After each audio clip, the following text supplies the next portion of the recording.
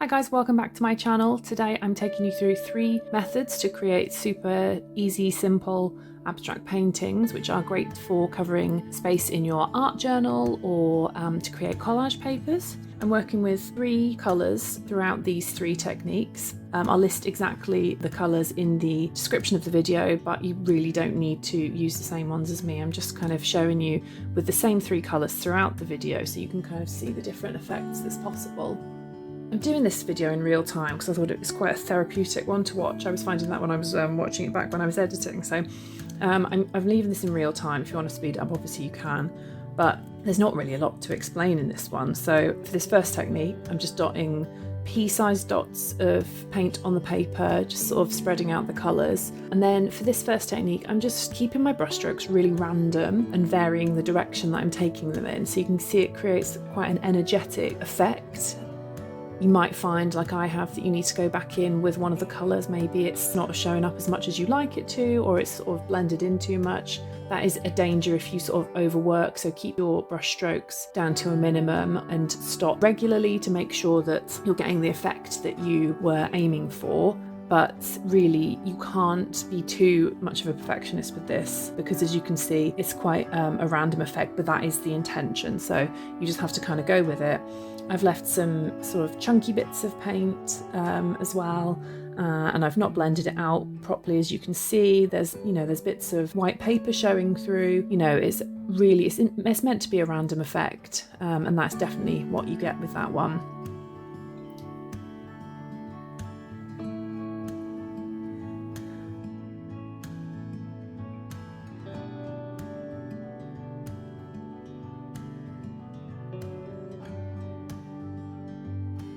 Moving on to technique 2 now then, again starting off with the same dots of paint in my sketchbook. I'll link the sketchbooks that I've used in the description as well.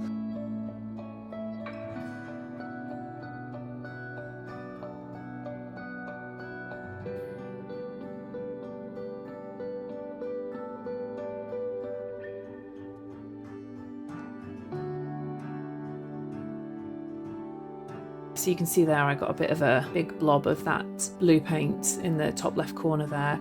So I've not used too much blue elsewhere on the page. It's quite a powerful colour, as you can see there. So anyway, the brush strokes for this technique, we're just keeping it quite random again, but this is definitely not one for any good brushes because you're really kind of scrubbing the paint into the page with that brush. So if you've got any good brushes, really don't use those for this sort of technique. You need to just be able to really scrub the paint in all directions and not care too much about destroying your bristles of your brush.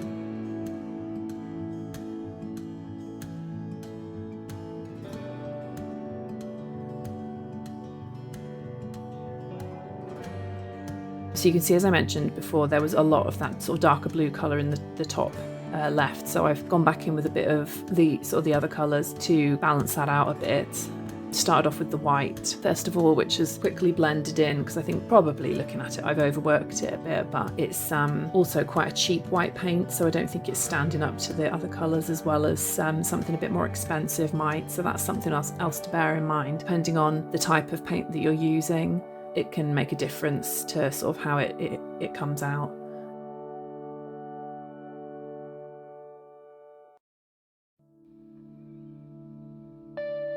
So I've gone back in with a bit more turquoise then as well, just to fill in that gap.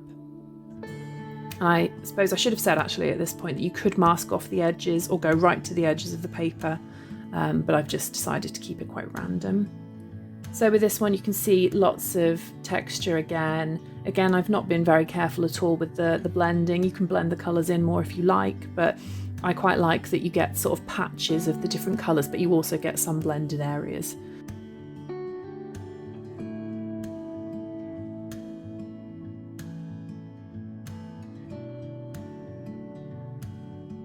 Third technique here, again starting off with the blobs of paint on the paper.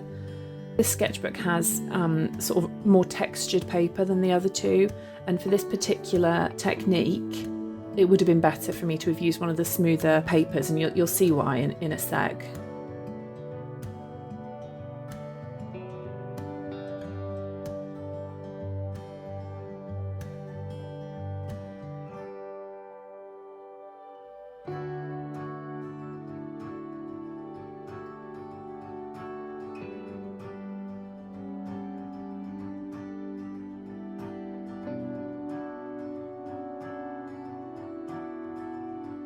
And now I'm going in with some long straight strokes to kind of blend the paint together. So that's what I really want to do with this one. And that's why I said earlier on that it might have been better to have used the sort of smoother papered sketchbook for this particular technique, because either that or use some sort of fluid paint, because you can see the paint is kind of getting caught and not kind of going smoothly over the page. So that's something to bear in mind. But I mean, it's easy to sort of work around. You just need to use a bit more paint and sort of work it in a bit more carefully.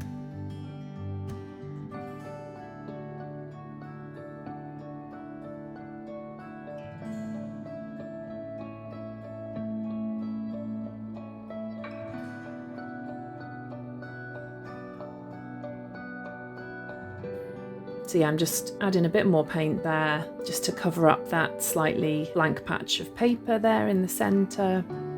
And yeah, felt like it needed a bit more of that ultramarine blue, so gone in with a bit more with that, worked it into the sort of the grain of the paper more. And I love this effect. I really love this smooth blended effect. I think it looks lovely, and depending on the colours that you pick, you can really create all kinds of different effects. But that's sort of those are the colours that I've chosen. So just bringing the page closer to the camera, you can see just a lovely blended effect. You can see quite clearly actually the texture on the paper, so you can see why it wasn't blending so well there. But yeah, so that's the third technique. So those are my 3 techniques for creating really easy abstract paintings. So enjoy experimenting with those techniques, and I'll see you soon. Bye!